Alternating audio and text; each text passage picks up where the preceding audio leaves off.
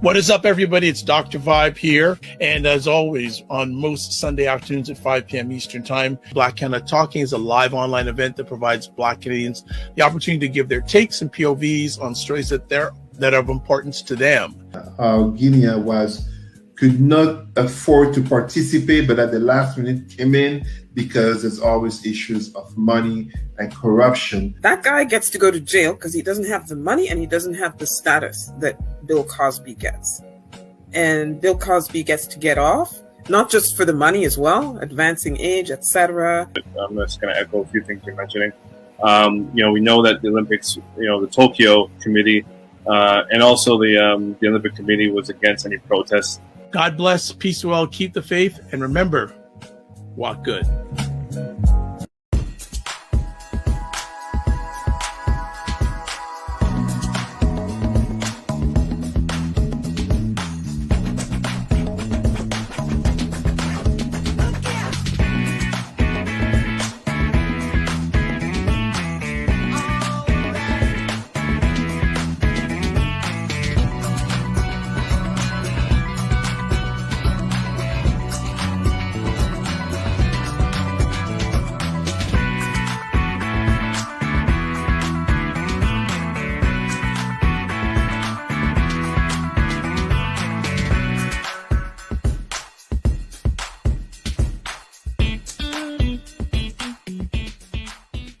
What is up, everybody? It's Dr. Vibe here, host and producer of the award-winning Dr. Vibe Show, the home of Epic Conversations.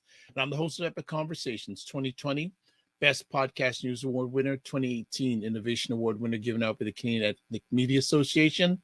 And I host the only online conversation in the world for dads and fathers that is sponsored by Dove Men Care. It's also co-sponsored by DAD, Central Canada's national fatherhood organization.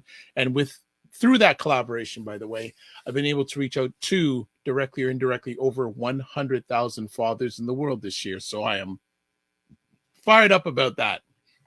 It's Sunday afternoon, December 5th.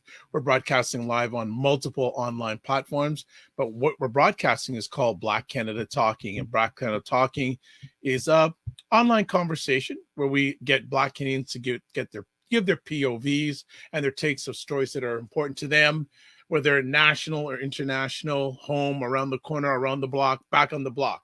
So we're very blessed to have three of our panelists. And one of our panelists is her last appearance on Black Canada Talking this year. And she'll tell you why in a moment. But first up, let's say hello to Elle Jones. What's going on? Hey, welcome back. What's going on? Oh, I have good news. I got into the animal summer school at Oxford University. So I'm... What? Yeah. So what is that all about? It's animal ethics summer school. So you got to explain that to me because I'm out in the woods right now. Actually, that's what I'm talking about. Because Black people are always like animal rights are for white people. Like they care about animals when they care about us. Okay. But actually, my new research is on like the coercive use of animals in law enforcement and white supremacy. Like dog bites are actually the biggest cause of police injury. And dogs don't consent to be used that way, right? They use horses in protests. They use dogs in prisons. They use dogs at borders. So when you actually look at the history of like African enslavement, it goes side by side with the treatment of animals, right? Literally also calling us mules, calling us dogs, so we become beastly. And that reflects the way that white supremacy treats animals as well. So I'm arguing that like animal rights and Black rights, even though white people always like present empathy for animals instead of empathy for us, like that's actually a tactic. So that's what I'm talking about. So I got into the animal ethics summer school to talk about how like animals are co-liberationists. I like animals who kill humans, like the whale that kills people at SeaWorld. Yeah. Like, put that whale in a prison and he fought back. So, there's revolutionary animals and I'm interested in that. So that's what I'm talking about. And I get to go to Oxford. So that's exciting for me. You get to go? Yeah. When is this? In the summer. So yeah. Wow. And for a whole summer? It's like a week. I was hoping for. So what was the process, getting that? Like I actually just like emailed them and I kind of jumped the waiting list because they didn't have it for 2 years because of COVID. Right. So the waiting list was like really huge. But I just nagged them and nagged them and nagged them, and then finally they let me in. I think because it's like white people, honestly, like Black people don't care about animal rights. So then when I was like, well, I want to talk about like animals in the Black liberation movement, I think they put me forward, so I got to go in. So. Well, you know what? Favor, you got favor, young lady. You got favor. So that's exciting. That's one of my academic dreams. I wanted to go to animal summer school for a while. So. Wonderful. Congratulations. And how are things in your area of the world? How are people? Tiring. It's the end of the year for us, so you look at my hair. I combed my hair up, and it's like totally ridiculous. And like that's the time of year it is. Like I was like combing it out so I could do something with it, but then the show interrupted. So you're seeing. Sorry. In its ridiculous state, but it looks fine. It looks fine frizzy. on It's you. Really frizzy. I'm like, oh my god, my hair's taking up the whole screen. Like what is happening? Well, frizz or no frizz, we're happy as always to have you here. So that's fantastic. Let's get Sarah Onyango up. Sarah, how's it going on? What's up? Bonjour. Je vous parle du territoire non cédé algonquin du peuple Anishinaabe. Greetings from Anishinaabe Algonquin territory here in Gatineau, Quebec. Yeah, it's that time of year for us too in Media Land. I'm just really tired and exhausted, just ready to go on vacation. I'm going on vacation. So that's why the audience will not be seeing me until sometime late in January. Well, good for you. Well earned and well deserved vacation. And I'm very happy. Your hard work, you definitely deserve a rest and peace and quiet. So Thank you. I'm speaking it that you're going to come back refreshed. Oh, look at this. Congratulations. Enjoy your dream. Well, it is somewhat of a dream for her to get away on a vacation. So it's very No, I think the person was talking about Elle. Oh, yes. Live your dream. Was going to Oxford. Yes. Sorry about that. Yeah. Sorry about that. That's no problem. Well, no, that's all good. And how are things in the Ottawa-Gatineau region at the present time? Well, it looks like Christmas markets have picked back up. So for some of the merchants, it's a good thing because last year was pretty weak. Bad. It was pretty bad because Amazon and them got all the money, basically.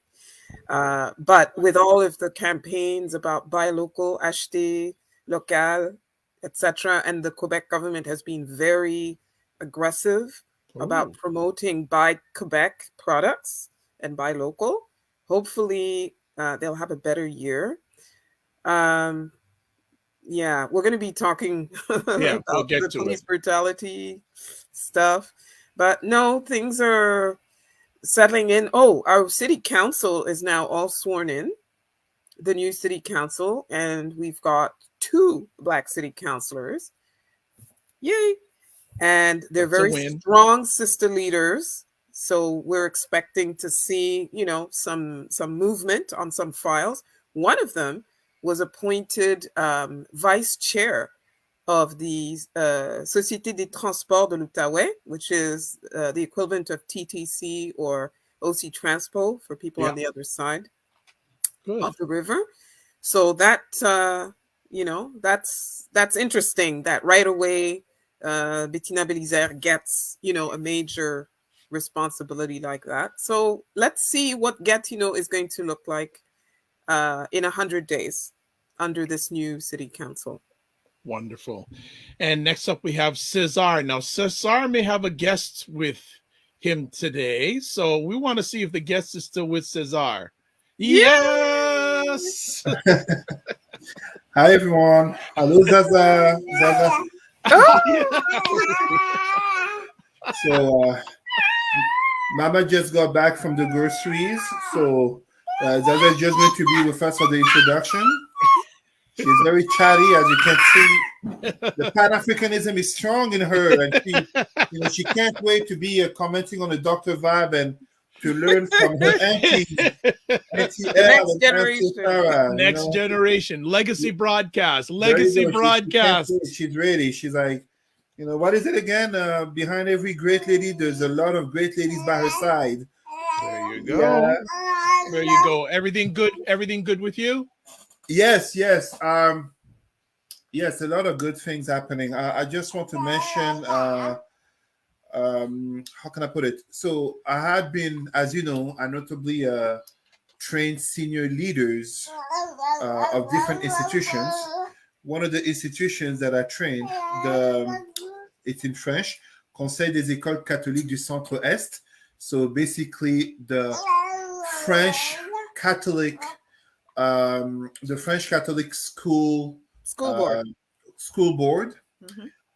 Following my training, I was made aware earlier this week that they have adopted a recognition of indigenous genocide, and they're recognizing anti-Black racism as a statement, and of course going forward in terms of concrete measures that notably will include training on equity, diversity, and inclusivity from a Pan-Africanist lens, from your humble dedicated to the cause as of next year. And this was announced at the meeting that I had this week. And I had one of the very few Black school board trustees who sent me a message to really be thankful. When I say this, it's not to my glory, but it takes the work of so many of us. Everybody. Yes, Zaza, thank you. And Zaza too. Don't forget Zaza's work.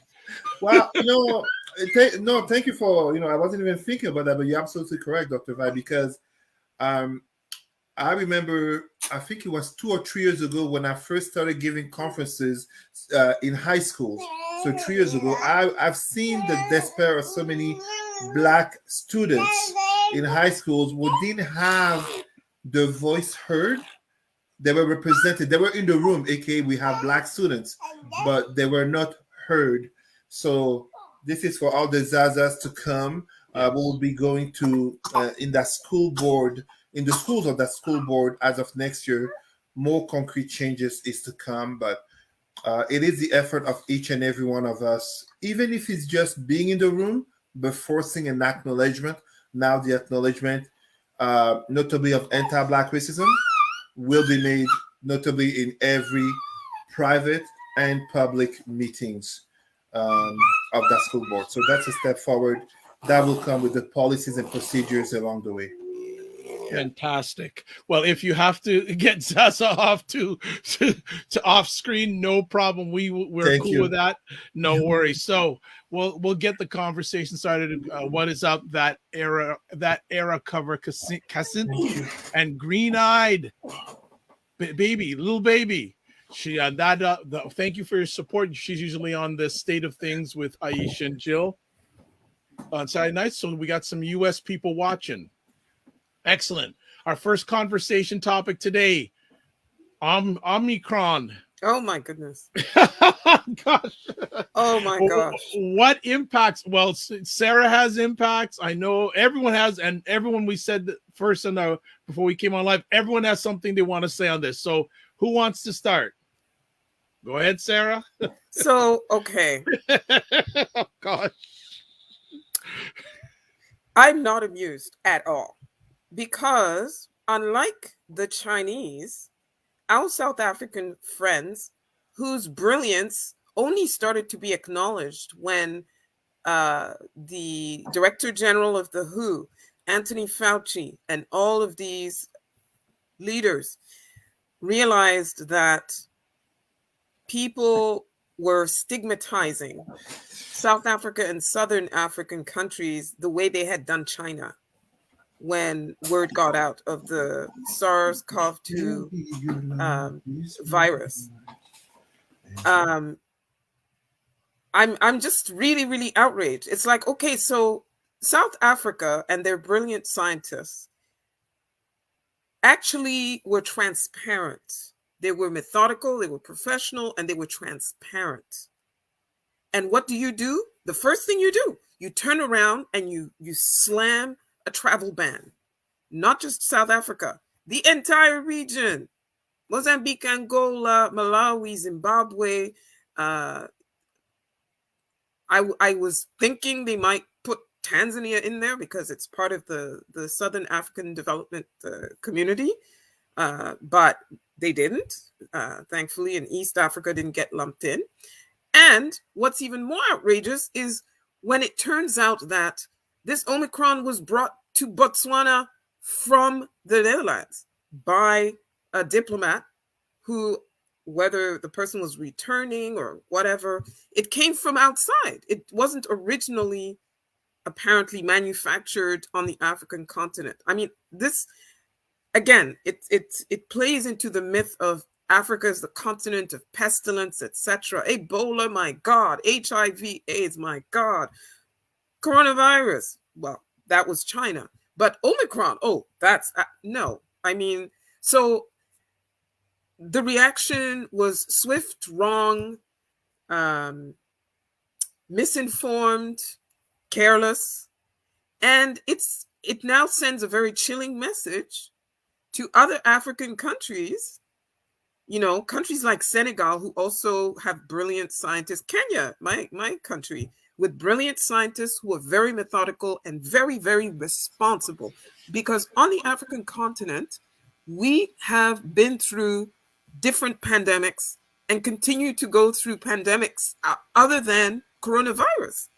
And we have learned how to manage them, getting information out, putting public health measures in place, public education campaigns, etc., etc. We've been doing that for decades. So don't treat Africa like we're, you know, the you know, that cousin that's always misbehaving at your party and you can't keep them in line, so you have to send them to another room and lock that up so that they don't disturb the peace. I mean, it's outrageous. And again, in a way, it's maybe a good thing, it's a blessing in disguise that this awful thing happened, because the DG of WHO and many humanitarian organizations, including Médecins Sans Frontières, have been screaming about vaccine inequity and the dangers of that this could happen, that new strains are going to develop as a result of unvaccinated people in, you know, places where the vaccine coverage is like this. Mm-hmm. They warned of the danger, but what did the West do? Oh, we're going on third doses. Oh, in my province in Quebec, well, you know, we're hoarding and our people seem not to like AstraZeneca. Yeah, we're going to leave them on the shelf and let them spoil. Meanwhile, in countries like my country, in Kenya, the uptake is huge. People are crying for vaccine. A lot of them did not buy into the whole conspiracy theorists, whatever, the QAnon, the this and that. They're not interested in that. They're like, what? Medicine? Yes. Bring it. Bring it. You don't want it? Bring it. We've had presidents, African presidents, on the phone with Canada and the EU and the United States, Biden, you know, telling them, listen, get these things here quick, because this is Omicron now. There'll be something worse later if you don't help us at least get 20, 30, 40% of people vaccinated. And another problem that's happening, I know in Kenya, that's one of the problems. So suddenly they wake up and they send huge shipments. Hello, refrigeration? You're sending vaccines that need refrigeration and we don't have the facilities for that. And, oh, by the way, we're running out of syringes. And a lot of our medical people have died of COVID or are dying or too sick.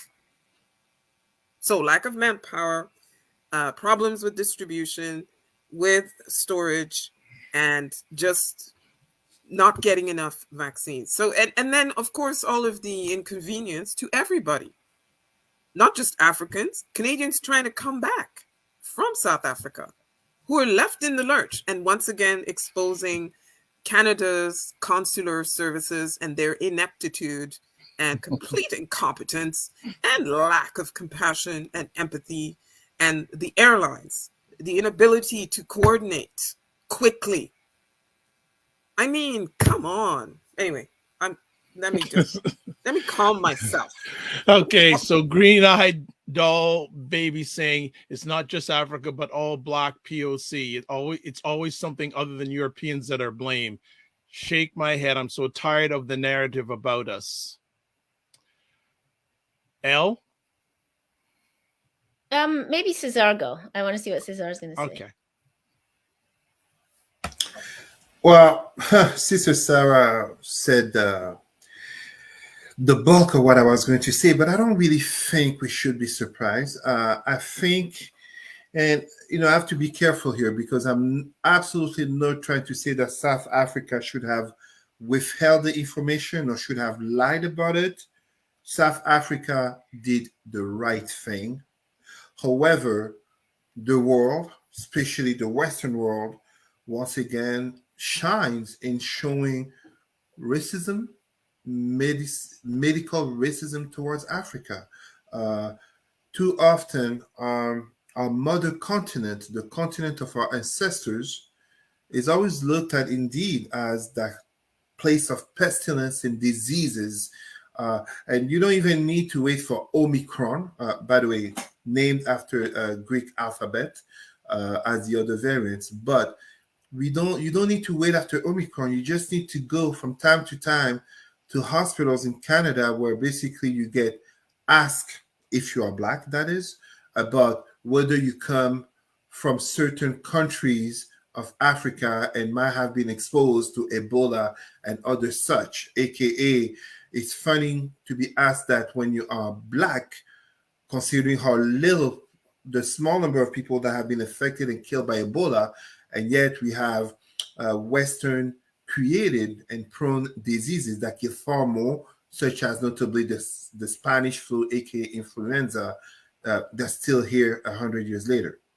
The only thing I'd like to add, and I think the outrage has to be taken, how can I put it, very seriously. And I'll give you a very concrete example. In Israel, I don't know if everybody knows this. Israel is a country where our sisters and brothers have known some of the worst medical racism, such as the sterilization of Beta Israel. Please, my friends, my brothers and sisters, don't say Falasha. Falasha is an insult. Beta Israel, aka Ethiopian Jews. Thousands of women have been sterilized by the product Depo-Provera because in the 80s, the same Israeli government that brought in thousands of Ethiopian Jews, in the context of famine in Ethiopia, but also civil war, conflict, they brought them in the course of 3 operations called the Three Brothers Operations, aka David, Moses, and Joshua, or Solomon, I don't remember, but Operation Moise and David, bringing them in the context of the Aliyah, the return of Jews to Israel. Thousands of African women have been sterilized unknowingly because it was believed at the very top of the health minister of Israel then that these African migrants, these so-called Jews, aka people who weren't sure, might be carrying HIV, AIDS. And now, about 35 to 40 years later, we have the current Israeli Minister of Aliyah, so return to Israel, and Minister of Integration, Nina, allow me to read her name properly to honor our sister, because she is a Black woman. Nina Tamanu Shatta. This is the Israeli Minister of Aliyah and Integration. She herself called out her own government for racism against Africa, for, let's use the term that is used, for blacklisting. You understand, blacklisting is a racist term, for blacklisting Africa due to Omicron. Mm-hmm. But the thing that I really liked is that she, in the criticism of her own government, she put it out there. If Omicron had come from a Western country, and as Sister Sarah said it so well, the Netherlands, born in Africa, it was born in Europe and brought to Africa. But as she put it so well, if Omicron had been born and been noticed and called for what it is in Europe, would that country have been banned? Would that country have been blacklisted?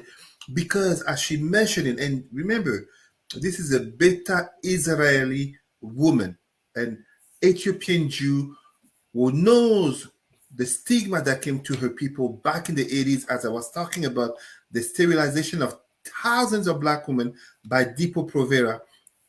So absolutely, this is an ongoing recurrence of medical racism, but also of geopolitical racism. I defended a thesis in 2007 on the inequalities of global relations due to racism in history and in current society. And this is, again, what we see. We see the same thing that has happened to indigenous Americans. We see the same thing that's going on, all under the umbrella of white supremacy.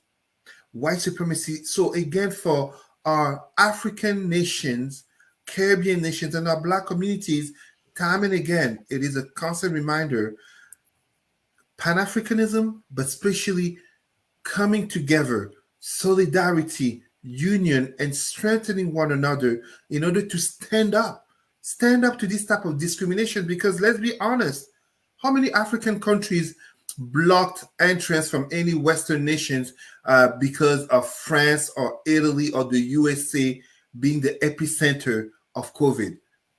You see, this is how power relations occur. They can do to us what so few of us dare to imagine doing back to them. And when I say us and them, we live in the age of integration. We are here in these nations. I'm not born in Nigeria. I'm not born in South Africa. But whether it be Sister Sarah or me, who are African born, or whether it be Sister L or you, Brother Dr. Vibe, at this very moment, I'm telling you, we enter a hospital in Canada, we'll be looked at with a lens of, could that person might be carrying Omicron? They look a little bit dark. Allow me to stop there, but yeah. All right. So Green-Eyed Dolby saying Native American people were sterilized years ago and they're still trying to recover from it.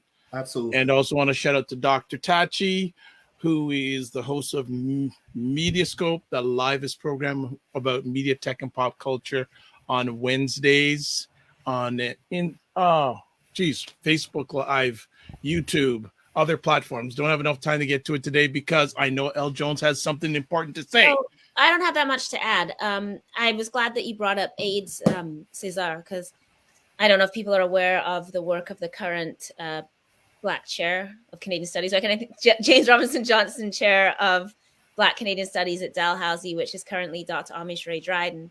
And what she really works on is the blood ban and racism, and also how that crosses with homophobia. And one of the things she looked at is the same thing, that to this day, Canada continues to ban people from the majority of African countries from donating blood. And one thing she also shows is like the pictures they use on the, what's it called? Blood Canada. What's the name of it? You know what I'm talking about. I can't think of the Canadian Blood Services. Canadian Blood Services. Thank you. If you look at what the images they use on the website, like it's like an elephant, like to talk about so they're like, oh, African blood ban, and then it's like an elephant, like a tree, like the baobab tree, all these like extremely stereotypical, basically like clip art images of Africa. So as Cesar said, there's a long history of this, of stigmatizing the minute that something can be traced to Africa, it becomes like Africa's darkest. Remember with AIDS, they used to say the 4 H's: hemophiliacs, homosexuals, Haitians, and what was the other H? I can't remember. But, so Haitians were really getting hit with that. So there's always some way in which Black people are stigmatized. So if people are interested in how this works, I know Dr. Dryden does a lot of work on this, starting with the idea of it's a Black doctor that developed blood transfusions, but officially through the war and everything, they segregated the blood because they're like, well, nobody wants a blood from a Black person. So it's a Black doctor that develops it. And then the official policy of Canadian Blood Services, the Red Cross or whatever at the time, was literally to make sure that white people wouldn't get Black blood. And this persisted for quite a long time. And then you have the same bans on African countries because of the so-called, it's always the more vicious strain of the virus. In fact, Omicron is by all accounts less deadly. It's more transmissible among the young, but it's much less deadly. So it's not even clear what the mechanism is for particularly banning based on that. So I don't have much more to add, but everything that was said was good. So I Mr. L, go ahead. The other H, hemophilia, HIV, Haitians, and heroin. Oh, heroin. That was it. Yeah. Yeah. Yeah. Well, I think because of the inequity of the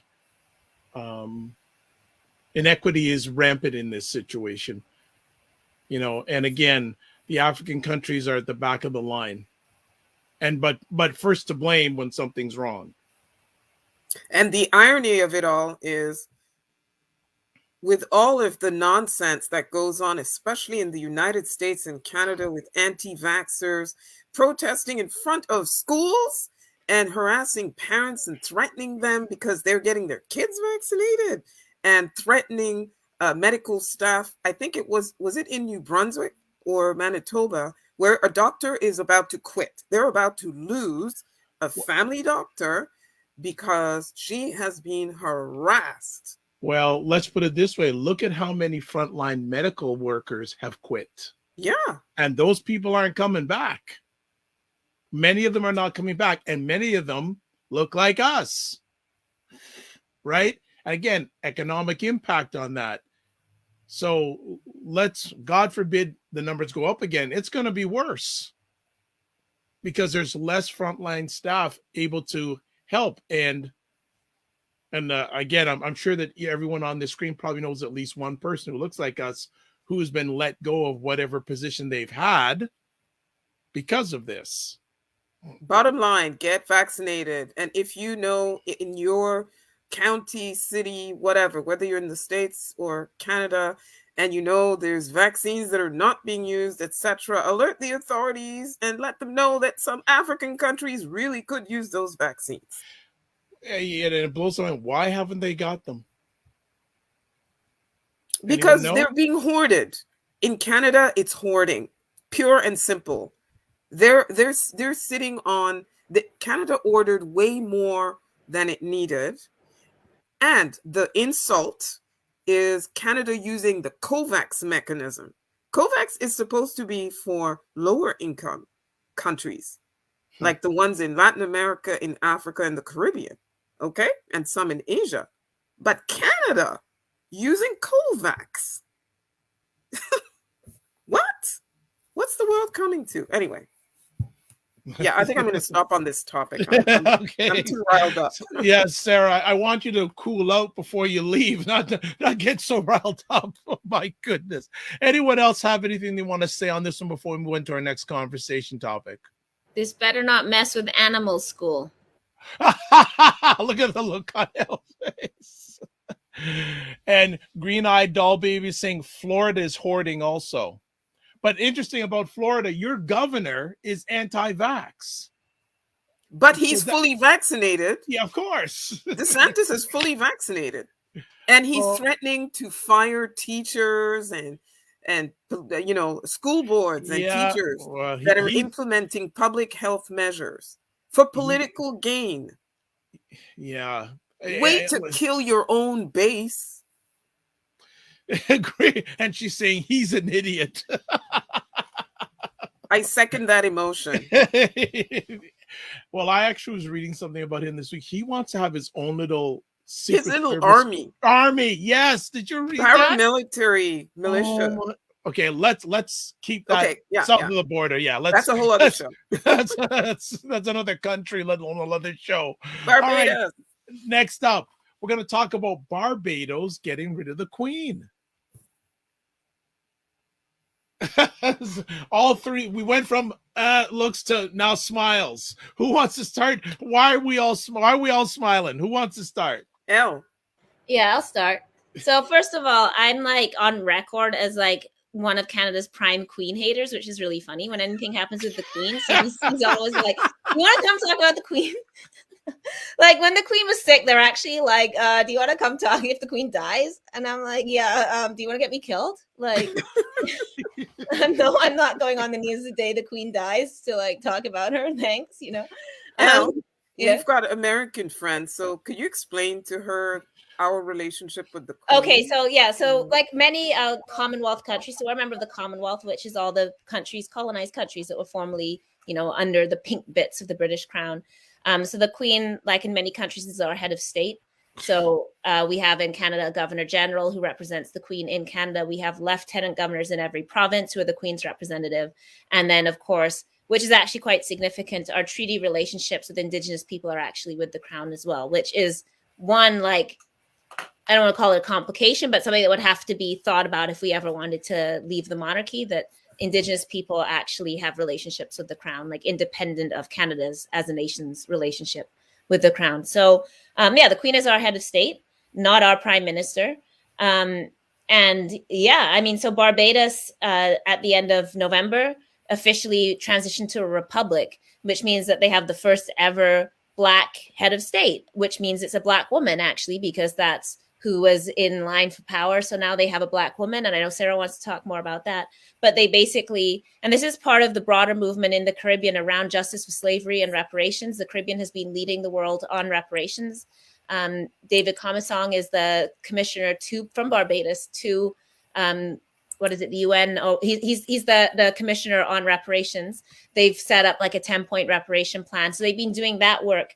And part of that work has been pursuing actual independence. So Barbados has really like pulled the trigger on that and decided that there's no point in having the Queen as a head of state as a relic of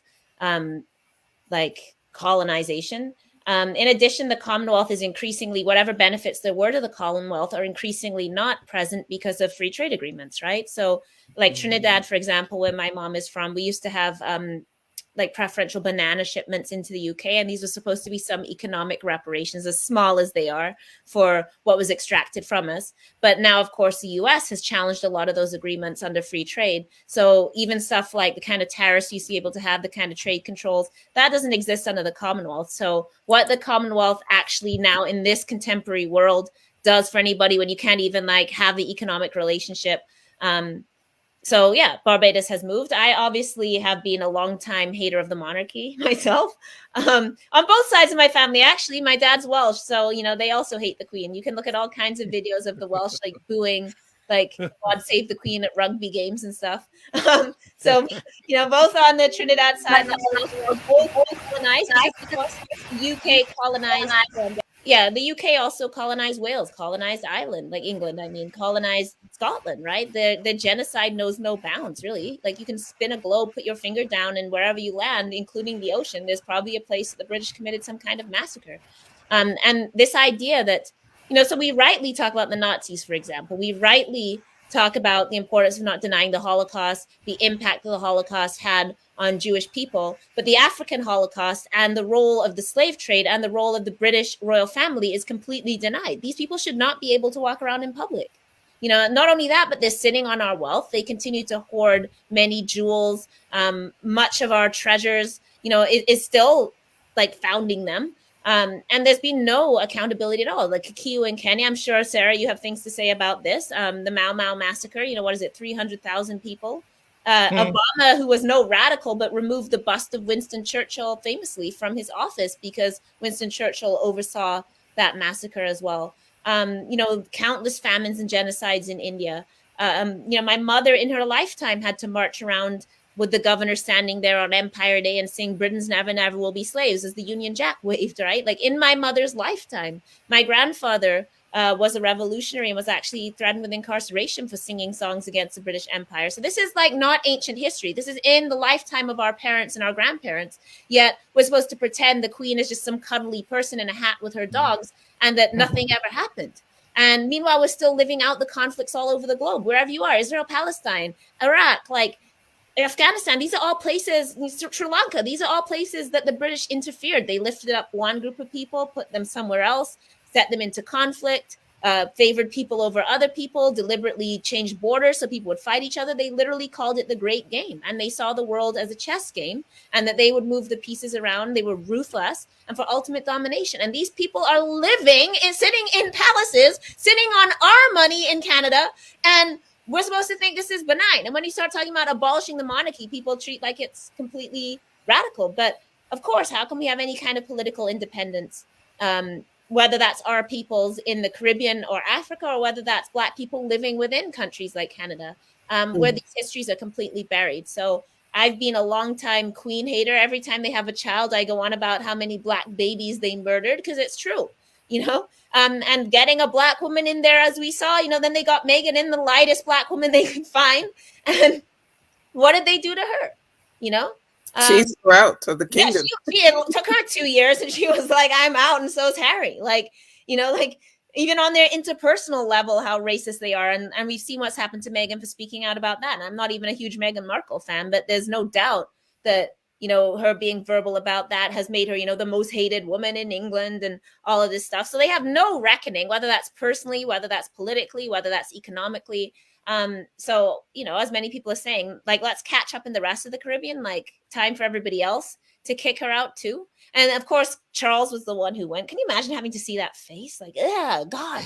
But he looked very sheepish, though. Yeah. I have to admit, he looked kind of, what am I doing here? And like, they're getting rid of us. Reparations. Like, the slave masters got paid for freeing us.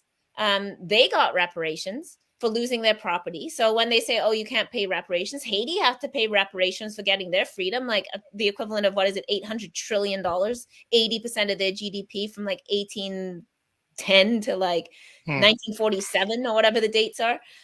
So it's past time for us as African people to stop settling for injustice. We get truth and reconciliation. We get everybody crying court when the white people don't even show up. We get, don't even get the land back. Don't get your diamond mines back. They still get to live here. That's what we get. Every other race gets to actually have a reckoning and justice. No other race of people on earth would be expected to still have the queen in the head of our countries after everything, after enslavement, after colonization, after segregation in our schools, after walking in the back doors, after being denied, everything that we had up until like the late 1960s. And we're just moving to get rid of the queen now. Well, so stop now, because now I'm ranting. So go ahead. No, but it's a good background you just gave there. A lot of our African countries have been republics since the 60s, some in the 70s. But full disclaimer, I am a huge Maya Motley fan. Huge. I mean, I wish she was our prime minister in Canada and in Kenya. I mean, the leadership of that woman and just the perseverance, and the patriotism and the unapologetic commitment to the people of Barbados and to her blackness. This woman never backs down. She never backs down. And the way she did this, I hope, like Elle said, that other Caribbean nations are watching and seeing that. Well, we'll see what happens with Barbados after, like, give it, a year, 2, 5, and see how they manage themselves as quote unquote grown-ups. Because as long as they were under the tutelage of the British monarchy, they were not grown-ups. They were not fully emancipated, I'm predicting that once Elizabeth dies, like dominoes, Australia is going to come back and say, look, okay, let's do this. New Zealand, Australia, Canada, I'm not holding out hope. Hopefully in my lifetime, but probably not. But I have a feeling that people have been sort of waiting until she dies. And Charles is not popular. He's not. William even isn't that popular, his son. Really not, especially not after all the shenanigans with Harry, Meghan, etc.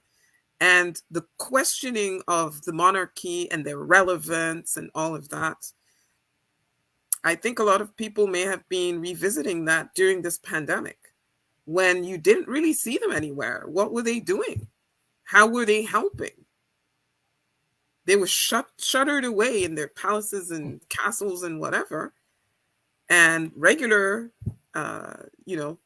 their quote unquote subjects were pretty much left to their own devices to figure it out. So, yeah, I'm very happy to see this. It's time. It's the 21st century. Kings, queens, princes, whatever, that our tax dollars get to pay for, by the way. That's the thing that galls me the most.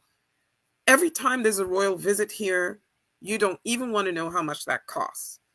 in accommodation to fly them here, the RCMP detail wherever they go, and then the security locally wherever they show up, and the state dinner, and the this and that, and the it's a lot of money that could be used for affordable housing, perhaps, or put more of it in healthcare transfers so that some of the provinces that are suffering can, get a leg up on fixing that problem. So yeah, I mean, I'm happy. I was up all night. I stayed up until almost 2 a.m. And I was just elated. Cesar.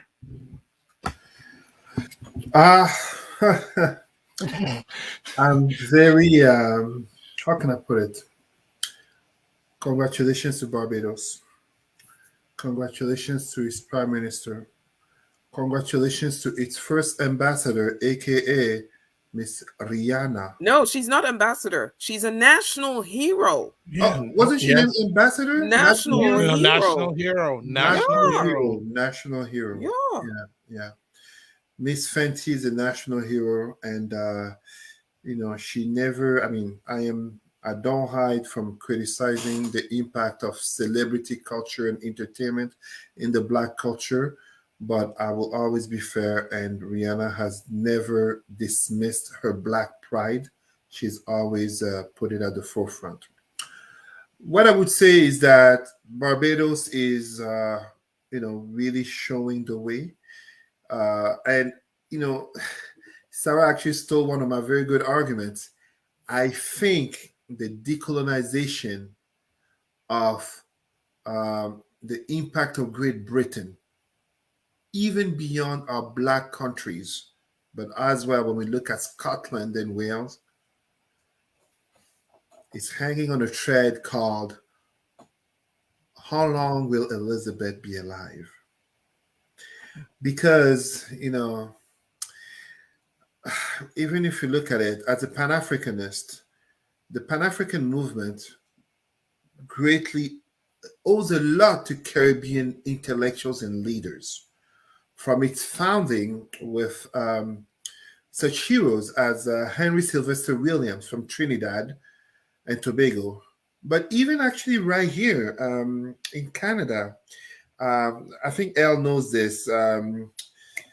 The 1969 University Revolt of Sir George Williams. There you go. Sir George Williams was led notably by West Indian students. Yes, notably led by Frederick Kennedy, who would go back to, this is again Trinidad and Tobago, but to become Prime Minister of his land. So there is a very strong Black consciousness in the Caribbean. I don't need to remind you all of our the greatest Pan-Africanist leader of all time, Marcus Garvey. But at the same time, just to stay on Barbados, I think it's beyond time. We are in the 21st century. The Commonwealth is a British version of La France Afrique. Oui. It is colonization. Oui. It is the same as, it's less visible, but it's the same as having an American base on your nation. Is there any country that has a base in America? Does France has any base of any African country? It's the same principle. From speaking the Queen's language, and I have family from the Barbados, extensive family. I have extensive Bajan family, and there's always a stereotype about how the slave boat coming to the Caribbean, the most docile slaves being dropped off first. And this is where you get islands like Bahamas and Barbados, aka the more civilized slaves, aka the more docile to white rule, while the most ruthless of slaves were dropped off last, aka Haitians and Jamaicans. But really, it doesn't matter at which point of the slave boat your ancestor kidnapped from Africa got dropped off. We need to cut those chains with the Western nations that enslaved and colonized us. We have to cut off those chains because indeed, that's a sign of independence. To me, it's nothing. It's nothing against Elizabeth and the monarchy. Sister L cannot be attacked for that for one very simple reason. Outside of black people, nobody will be questioning a non-black, aka white, Asian, Arab, Jew, etc., for opposing the nation, especially the head of state, the symbolism of the oppressors of their own people. I mean, Elizabeth has been queen since 1952. My father wasn't even born. My father wasn't even born. She's been queen since 1952. She can't claim, like our former Prime Minister Jean Chrétien regarding residential schools, she can't claim she didn't know. She knows the history of the crown that she puts on, aka a crown that has a lot of jewels stolen from Africa and India. So she knows. If she claims that she doesn't know, well, I'm sorry. That's pretty much 70 years of reign with a failed ignorance. Canada also has to decolonize, and there was a census, I think from Léger Marketing, very recently, that said that anti-monarchy opinions are growing in Canada in terms of cutting off that link, aka we shouldn't have a governor general.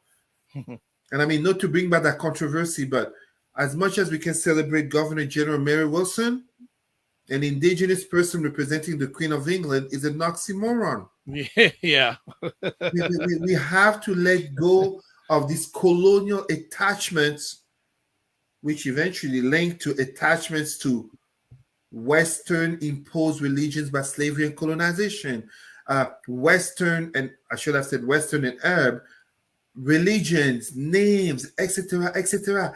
It's not in the logic of centering on ourselves to the point where we isolate others. But show me those non-black nations that have been colonized by black nations, that have black religions or spirituality that they follow, that non-black people will give black names to their children. I mean, we know white people love the three black people that white people love the most: Martin, Barack, and Nelson. They don't call the children Obama or Mandela or MLK. They don't. We have to cut those ties, because symbolically it plays in the minds of our children and youth in terms of ascendancy. We still look up to them. Look at how every time there's a baby born at Buckingham Palace, you have that crowd gathering and being cheerful. And I'm like, if you're black, those are the people who enslave and colonize your people. And if you're white, they also enslaved and colonize your people. Why are you applauding? This is not anti-monarchy. This is historical fact. Why are you applauding? And number three, they're born in white privilege. They're at the very top. You can become rich and famous. You can discover the vaccine against COVID-19 and COVID-2000. Just because they're born in Buckingham Palace, they'll always be richer and more famous than you. Mm-hmm. No, we have to cut those ties. Those are very dangerous ties. So Barbados, you have all my support. And Jamaica also. Come on, Jamaica. You have Wagwan, come on. The Commonwealth. Do this. Absolutely. We cannot have the land that birthed our great leader, Marcus Garvey, the land of Nani of the Maroons. Yeah. Still being technically under colonization, the land of Bob Marley, Jamaica. I mean, every black nation has such symbolism, and we're not taking any shine away from Barbados, but every black nation has such symbolism, has contributed. Every black nation has put a little chip forward in the advancement of the black cause. We cannot keep these chains of colonization. Last thing that I will say, as we're speaking about British colonization, put yourself in my place.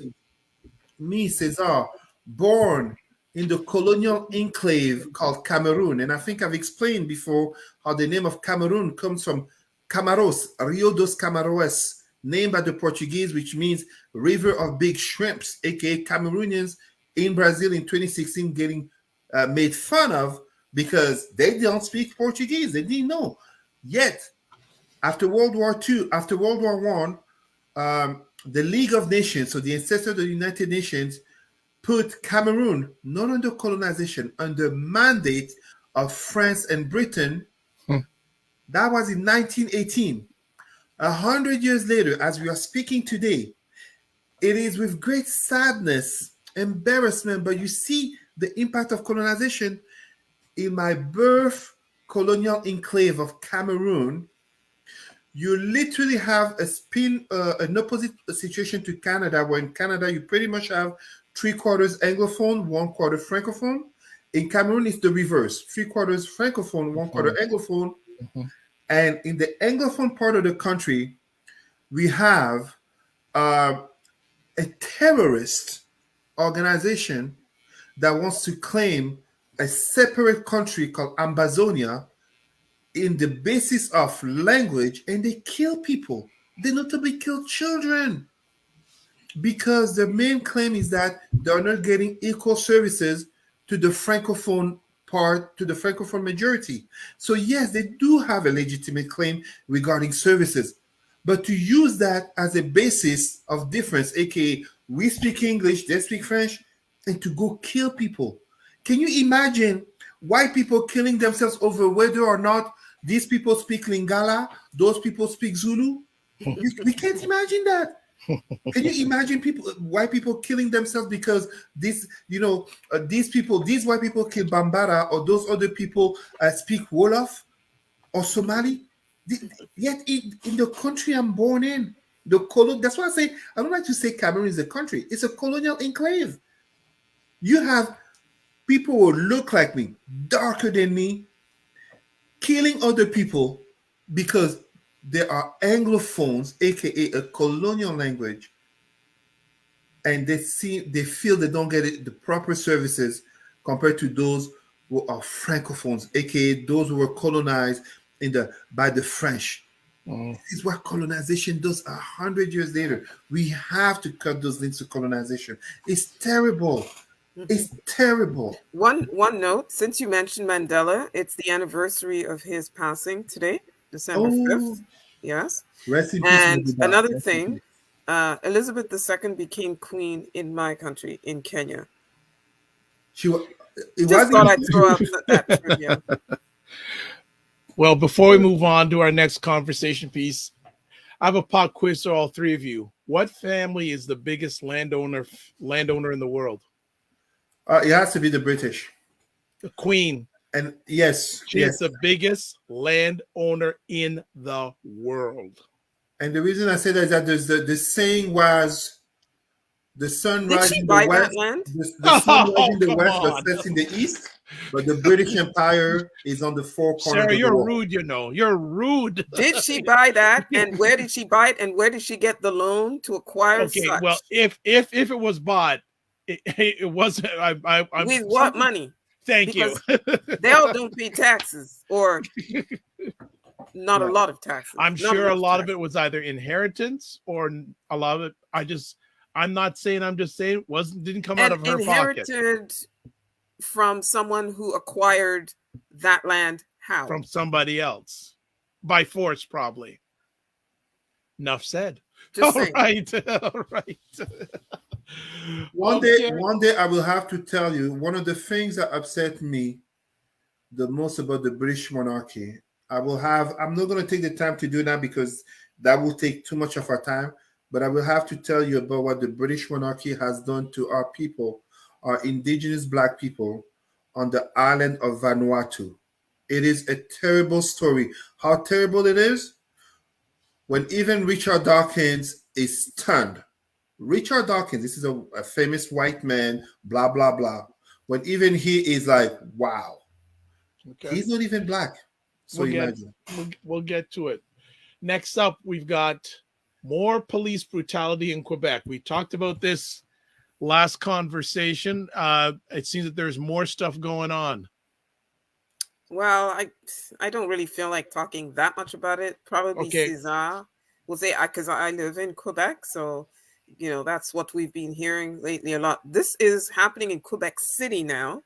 Quebec City is really the more conservative part, and Quebec City and the areas surrounding that, that's where you're going to get more of those anti-vaxxer types. You're going to get more of the anti-Muslim sentiment. That's where there was that terrorist attack by that white guy that went and shot up people in that mosque, and on and on and on. So these are a group of police officers who apparently get their jollies off of roughing up people when they get calls, when they're called for disturbances, etc. But it turns out that in this particular instance, this happened. Was it? The video came out last week. I'm not sure when the incidents actually happened, and it was when people are leaving the bar, and obviously there's always going to be people sort of hanging around and making lots of noise, and they don't want to go home, etc. Apparently, somebody called the police, and the owner of the establishment later said, I didn't call them to come do this. I didn't call them. They just showed up. They showed up out of nowhere. They started kicking and pushing. Next thing I know, this young man, I believe he's of Burundian descent, was thrown to the floor, snow in his face, beat up, then handcuffed, then detained. And it turns out the guy who filmed what happened, or the guy who is heard on the tape telling off police, he got arrested the next day or 2 days later. Yes, because he apparently was wanted on sexual assault charges. Oh my God. And illegal possession of a firearm, which he very stupidly was exhibiting on Snapchat or Instagram or some on social media. He was doing the whole gang thug thing, and so it went from the victim who happened to be with that guy and wasn't necessarily, committing a crime, to, these Black criminal people, and what was that young man doing hanging around with someone like that and whatever. It doesn't matter. How do you, three of you, come snatch up the skinny guy and then throw him on there, then punch him in the face, and then try and pass it off as a lawful arrest when you weren't even called to the place? And then after that, other people who had been attacked by the same officers started publishing all these videos, and is it Sécurité du Québec, which is the provincial police? SQ. Yeah, they figured out that, there's a pattern. These guys made a habit of doing this. Okay, suspension with pay. Where is the accountability? And so that's what people are asking. And I do believe the Burundians have been mobilizing, and that there was a protest this weekend in support of the young man and his family. And I think there's going to be some court action around this. Excellent. Cesar, you wanted to add anything on this? The only thing I will add is pretty much that the mistreatment that's done to one of us is done to all of us. Even as I have the privilege of notably training police, and I've trained entire police forces in cities in Canada, but Quebec City is like so many other cities, aka not a single Black cop, and yet they do have Black residents. Deep issues of systemic racism, of white privilege, and of course white supremacy that need to be addressed into a police service that acts far more like a police force. And as such, those who are part of marginalized communities, aka Indigenous and Blacks, LGBTQ, women, and notably sex workers, and poor people will suffer the brunt of it. What happened to this young brother, aka including being hit and having snow thrown in his face while he was handcuffed and lying down, basically had him straight on a path to become the next George Floyd. We must say it. Milwaukee is everywhere. Minneapolis, what happened to George Floyd can happen to any of us, just as what happened to our sisters, Breonna Taylor, Sandra Bland, can happen to any of our sisters. Last thing I will also mention is simply this. This happens in the same Quebec, aka under leadership of the CAQ, Coalition Avenir Québec, so Coalition for the Future of Quebec, that refuses to recognize systemic racism, despite X amount of reports, despite X amount of testimonies towards Black people, just as Indigenous people. Remember the lady Joyce Echaquan of last year who died in the hospital. Let's not be hypocrite. This is, and when I say let's not be, Black people and Indigenous people are not hypocritic about this. It's those who are white, majority of those who are white, not all, but majority of those who are white who are hypocrite about this. I fear it will have to get worse before things start to improve. Ouch.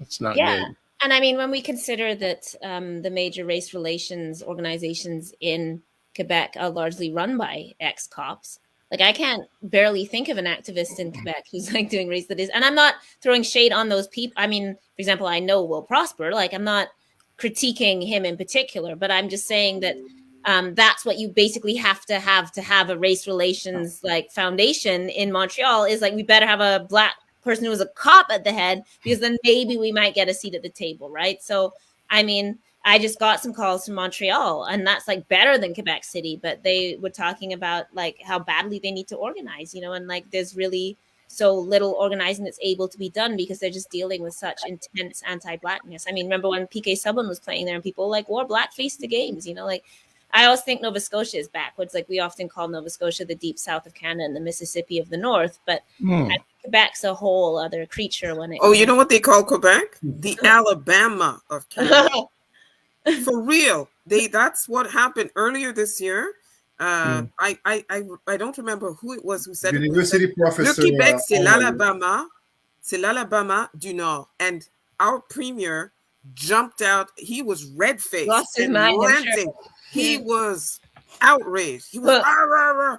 And we don't have systemic racism. How can you call us backwards? And I'm like, oh, so you're saying Alabama is backwards? Okay. Well, you insult a U.S. state, thank you, and then you deny systemic racism. I mean, yeah, some parts of Quebec, you would think you are somewhere in the South with a French accent. And I mean, they always say like pure land isn't like racist, but how can you talk about purity and pure land is white? Racist? It's that's what I mean, right? white. So they all say, oh, it's nothing to do with race. It has to do with Quebec. It has everything to do with any purity politics. The minute you start talking about purity, you know, what are you talking about? This racial politics.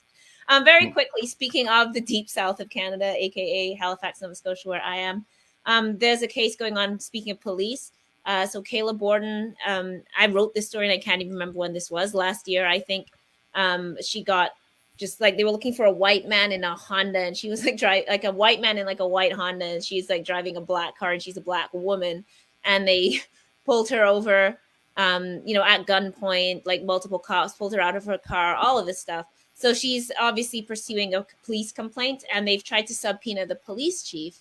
They're like, this is racial, and we want the police chief to speak about the impact of racism in the force. And like, he made a public apology on racism, so obviously he knows the force is racist, and we want him to testify to that. And he's refusing to answer the subpoena.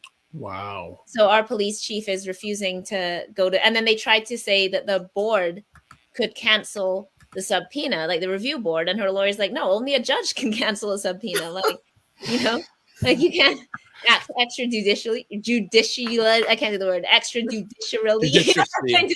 I can't say it. And then very quickly, I just found this story. Judge tosses Peel cop's gun case over racial profiling. It's the fourth time a judge has rejected the officer's evidence. Fourth time in 4 years. I can't talk today. I'm like, fourth time. So this guy is named Constable Daryl Corona. Let's name him. And literally every year since like 2017, he's had cases thrown out for inappropriately racially profiling, or like, so in this case, you know, he illegally searched somebody. So, you know, like just stopping Black youth and then illegally searching them, finding guns, finding drugs, and then being thrown out in court. And he has not yet been sanctioned. So how many tries do you get as a cop? When like, you know, and not even the misconduct part. So there's a whole part of he's like out here racially profiling, like being found guilty of inappropriately questioning people, all this stuff. But also, of course, like Crowns want to make cases, and you have a cop that you're like losing all your cases because this dude is out here out of control and he's still out here. So yeah, I mean, Wow. oh, and also Hamilton. That's the last thing. The 6 Black youth that were arrested in Hamilton. So this is during encampment clearing. So what's been going on across Canada with the cops coming in and destroying shelters and tents. And a lot of the young Black people have been helping with like that defense and like, you know, making sure people have food and coming by and helping people. And a bunch of them got arrested in Hamilton, including Sarah Jama, who is in a wheelchair. Sarah Jama got arrested? Yeah. Sarah Jama got arrested. And guess what they accused her of? I shouldn't laugh because it's shameless. They said she assaulted an officer. She's come on, hold on. She's in a wheelchair. Hold on. How shameless these people are. And I'm not saying that I'm not infantilizing people with disabilities here. Like I'm not doing the thing where like, oh, somebody's in a wheelchair. They're not. That's not what I'm saying. I'm saying like legitimately, this woman is in a wheelchair. How is she going to assault you? They grabbed her and grabbed her arms and like assaulted her. And now, like, imagine like the lack of shame to say a woman in a wheelchair threatened you. So yeah, Sarah Jama got arrested, and like Arawa Muhammad and like 6 youth. So Sarah, do you want to leave for your holiday now? Yeah, your vacation now. Yeah. I mean, on the outrage meter, like I'm way past, that red zone where your thermometer just bursts because you're so in a wheelchair. Like, oh my gosh. And I'm sure they claim like it's a motorized vehicle or whatever. Like they have no shame. You think as a man, like, aren't you a big man? You're a cop, you know, you have your gun on your waist and you have to attack. So you're attacking a woman in a wheelchair, which is like disgusting. And then you're saying that she victimized you? Anyway, we need Benjamin Crump up here. Can Benjamin Crump open several offices up here? I'm not gonna go there. I have mixed comments on that individual. I'm just gonna leave it at that. I think I know what they are, but anyway. Yeah, I have mixed comments on B. Crump, but that's him and what's his Sean name? King? There's a list. There's a list. There's a list. Yeah. What's the guy on MSNBC? What's his name? I can't. Forget it. That's a whole other conversation topic with me. That's a whole other conversation topic. Okay. Anyone else want to add before we go on to our last conversation piece? No. All right. So it is holiday season, but we have to focus on Black consumerism and mental health during the holiday season, because the holiday season is not a happy time for everybody. And especially what the increased challenges we as a people have endured over the last 16 to 18 months has not made it, can make this not a great time. An increase, not a great time. Who would like to start with this comments on our last conversation topic? Sarah? Yeah. I think there needs to be sort of a rethink. And I think Kwanzaa needs to take up way more space than it does, because Kwanzaa centers us as Black people in our actual values. And when, there's different elements of Kwanzaa, and one of the elements is zawadi. Zawadi is gifts, right? And the gifts mostly are going to be handmade gifts, and gifts that have actual like personal meaning. And here in Ottawa, when we have Kwanzaa, it's always products from Black businesses and cultural products that reflect our culture to really ground us. People need to, calm themselves down and take a breath and get off social media, get off Instagram, and stop looking at all of these rich celebrities. Oh, I got this spanking brand new car that costs more than 3 houses you could ever wish to own or whatever. Look at me with this lavish vacation or whatever. We need to unplug from all of that and focus back on our community and our families and our values that actually have kept us going all this time, from slavery to now. There's a reason Black people have survived all of these indignities that continue, right? And that has a lot to do with the resilience that comes from centering yourself and grounding yourself in your actual core values. And consumerism is not it. Amazon is not it. Walmart is not it. The dollar store is not it. It's not. We need to take this pressure off ourselves. It's needless pressure. And unfortunately, many of us have bought into it to the point where we have drugged our kids. We have drugged our kids with this consumerism. And then we complain that, oh my God, I can't afford, Juno wants this latest cell phone and this and this. Yeah, but where did he learn this consumerism? We really, especially now in this pandemic, when everybody is online ordering all kinds of things they don't necessarily need from Amazon. We need to, take a breath and unplug. Put down the plastic. Put down that card. That's all I'm going to say. Yeah, I'll go very quickly.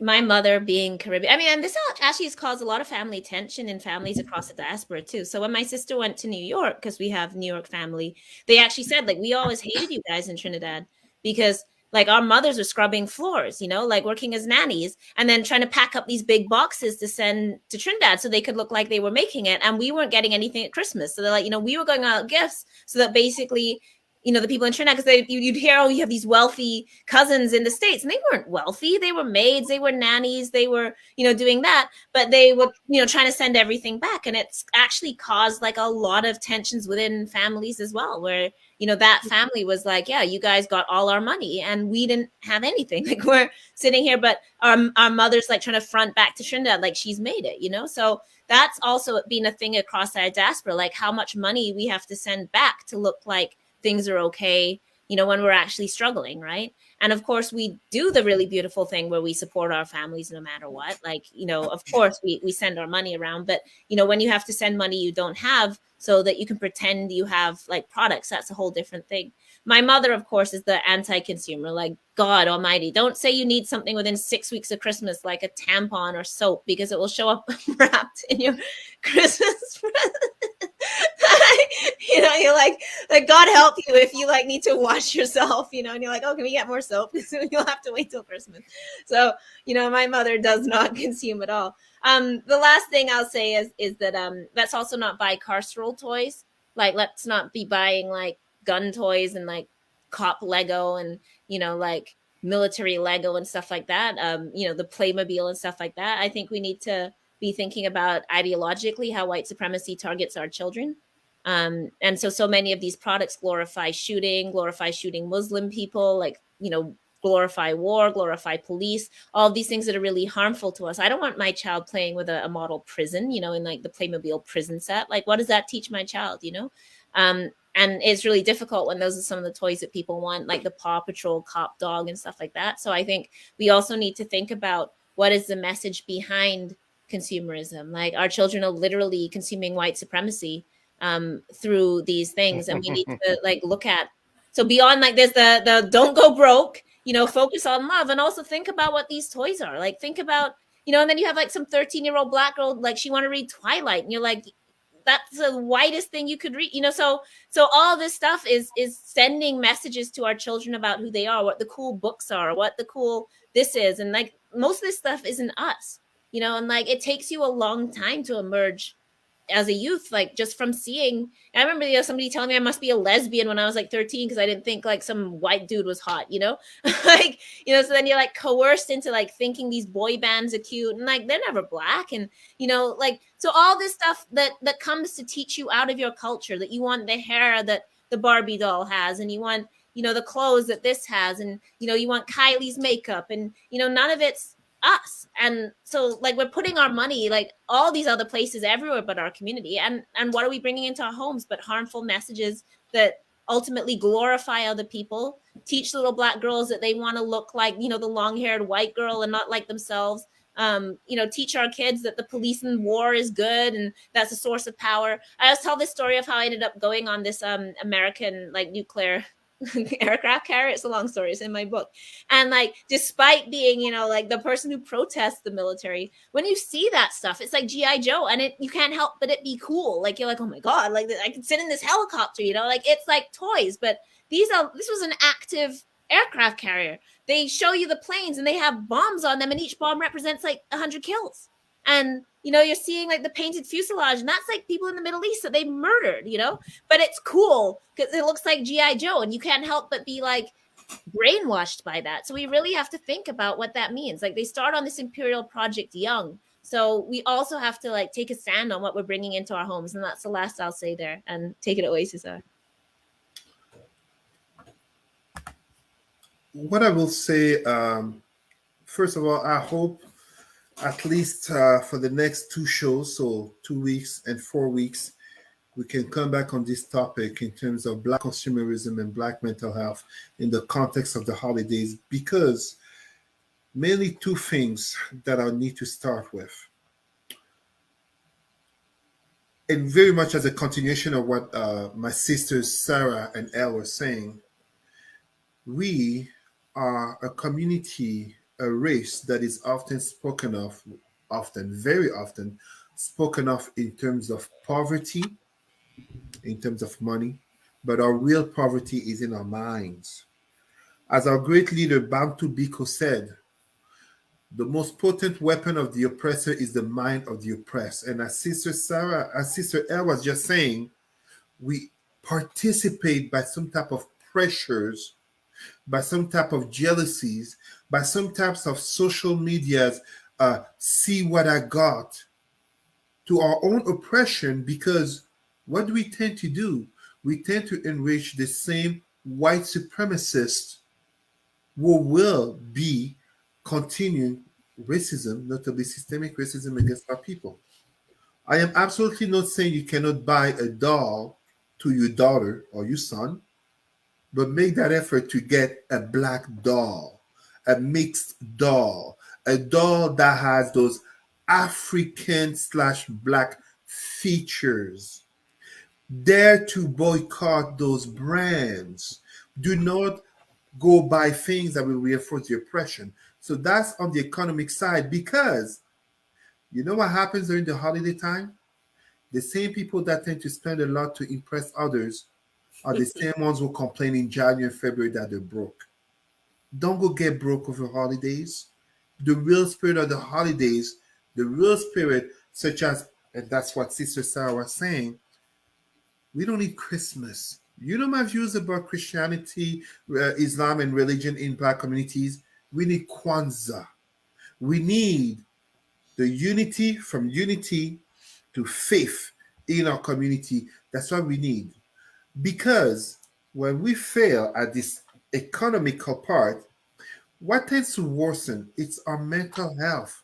Our mental health of children going to schools feeling like they're not gifted as much as their friends, because they cannot see and appreciate the hard work that their parents are having to put home, sometimes working 2 or 3 jobs in the context of COVID, being in the front line and risking infection in order to pay the electricity, put food in the fridge, and keep the roof over their head. The mental health that gets even worsened by the comparisons that come from going to church, and aka who's dressed harder than the next person, but also in terms of, you know, that very mentality, which it sounds good on the surface, but it's actually very bad the deeper you dive. New year, new me. There's no new year, new you. It's the habits that you embrace.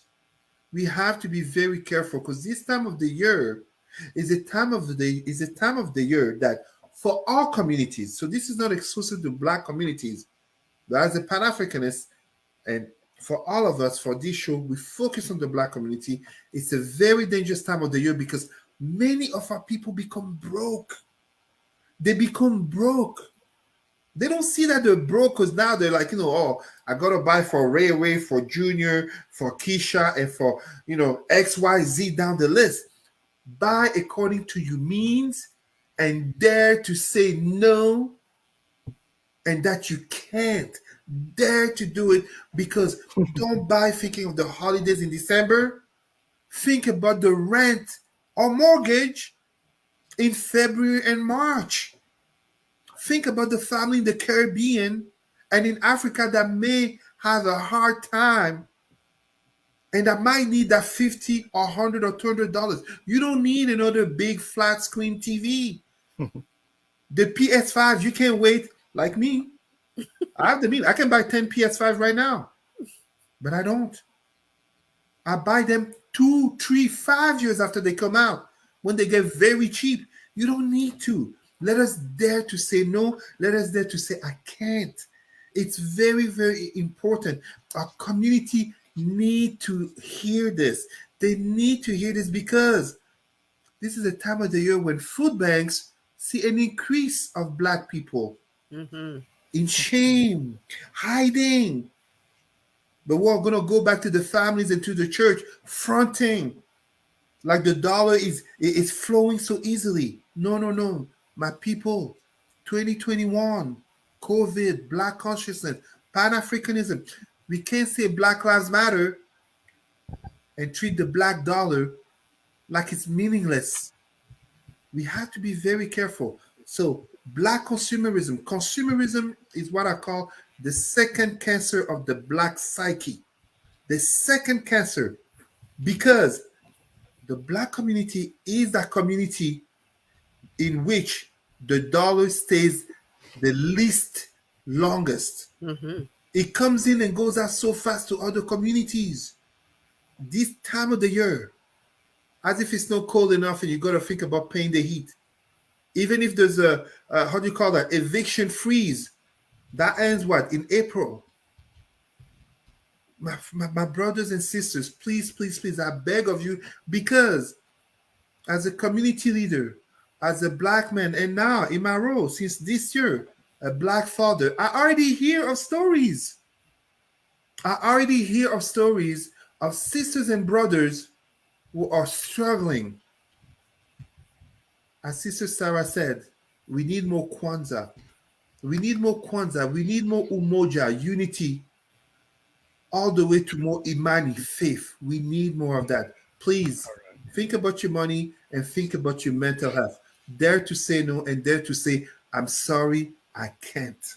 There is no shame. There is no stigma. On that Buy note, Black every time. If you have to buy. We're gonna close it out. Some quick final words from Sarah, because we will not be seeing you till the new year. Any final words? First of all, thank you for becoming part of the family. Appreciate everything, your passion, your caring, your intelligence, and your legacy building. I want to wish you a very great vacation. And if you can touch base from over there with us, I wouldn't even mind that either. But that's I might. Yeah. So, but any final words? We're going to miss you, but it's a well-deserved rest. Well, no, thank you for the opportunity to speak on this platform. I do recognize my privilege. There are a lot of voices we're not hearing in platforms like these. And I just hope everybody remembers to be kind to themselves and be kind to people around you. Get off Twitter. Stop ranting against people on there. Stop hating. Like, just stop it. Just stop and focus on the people outside of the Twitterverse, outside of this digital universe. The people who are in your life, the real people, they need your attention. Look out for them and spend more time with them and appreciate the time that you have together. And of course, don't overspend. But I wish everybody well, and I look forward to 2022. Thank you so much, Sarah. And also remember, as always, give yourself grace. I'm going to do a quick 45 seconds in regards to our last conversation topic. Black people, the greatest gift I would like you to give each other is, why don't you have a family meeting during the holiday season and say, what gift can we as a family give each other to build a legacy? You don't necessarily have to buy anything, the investment of time. And we're going to get into this conversation more in the new year, but I think I've said it before and I'll say it again. Many, many Black people suffer from one of these three things, or a combination: trauma, repetition, and symbolism. Symbolism has come up here, and we talked about the trauma. The greatest wealth we have as a people is in our own darn family, people. That is where our greatest wealth is. So if we can't get our families right, and we're not spending on our investing in our own family, you think we got a hard road ahead? You want to give up before we even get started if we don't do that. So that's what I'm wishing to you during the holiday season. Invest time in your family. Find out, work together on how you can create a legacy so that when future holiday seasons come, you can give money away to your family so they can become better without spending on these things that will be useless in 30 days. What about buying people a book? I'll give you 2 books recommended: Black Labor, White Wealth, and Powernomics, both written by Dr. Claude Anderson. If you want real wealth, and if you want to be rich with gifts, buy a book. Give it away to somebody, or buy a book for yourself and read it. Give that gift to yourself. Say, how can I be better for myself and through myself for my people? I'll leave it at that. So, everyone, thank you so much. Again, it's always great to have you. Cesar, thank you with your executive producer. And on the side, we will be back. I know we're going to do at least 1 or 2 more roundtables before the end of the year. I'd like to thank everyone who watched us live, and also from the United States. Thank you so much. From the U.S. It's appreciated, not take it for granted. And as always, I want to close out with this. Oh, make it quick, Cesar, because our producer's got to leave. 5 seconds. Big shout out to David in the chat. Some of my supporters from France. Yes. You have to think about the fact that they're 6 hours ahead. So for him, it's midnight and a half. So appreciate you taking the time. And good luck to them with the presidential elections with that crazy guy Zemmour. And someone in the comments made another great suggestion. Any books, another great book suggestion, anything by Dr. Amos Wilson. Nice. So there we go. All right, we'll close it off. Live your life as a dream. If you can dream it, you can make it. Sometimes you have to get small to get stronger. Block assumptions, then aim bigger, aim better, aim higher, aim wider. Love, faith, and respect. Remember to give yourself grace. You can catch me throughout the week on the Morning Vibe, 9 a.m. on Monday and Friday mornings, and also Saturday evenings with Jill and Aisha, State of Things, and other things in between. And if you are up to it, please follow the Dr. Vibe Show on Facebook and on YouTube, preferably YouTube, and you get notified where more epic conversations are going to have happen. Thank you to BIA Media. God bless. Peace well. Keep the faith. And remember, walk good.